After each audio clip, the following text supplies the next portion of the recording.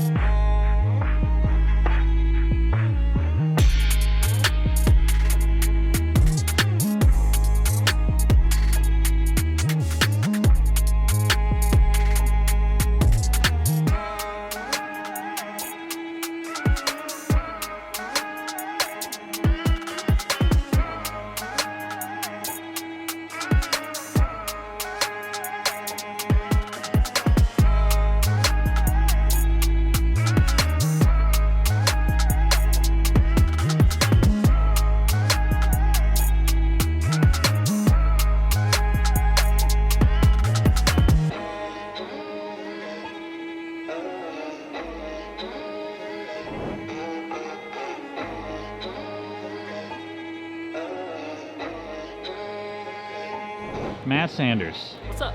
where can they follow you? At Matt Sanders PBA on YouTube. And they can follow you in match play on bowl.com. I Yes, hope. they can. They Hey, can also we're up follow there. us We are up there. courtside at a Pacers game. And not courtside, but you know, we're trying. Come on, dude, Maybe they next don't have year. to know that. They Hey. don't-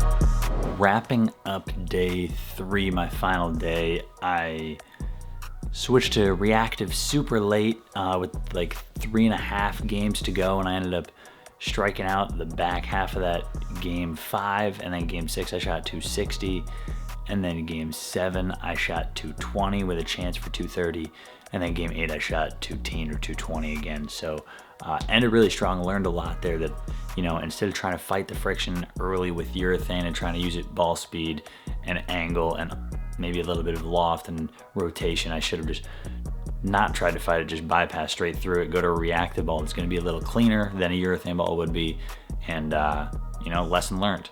However, we got some guys in the cut, you know, we got KP, Jake, those guys in the cut, so I'll probably go back and watch tomorrow. Let me know who you want to see down below in the comments, and hopefully I'll get some clips of your favorite bowlers.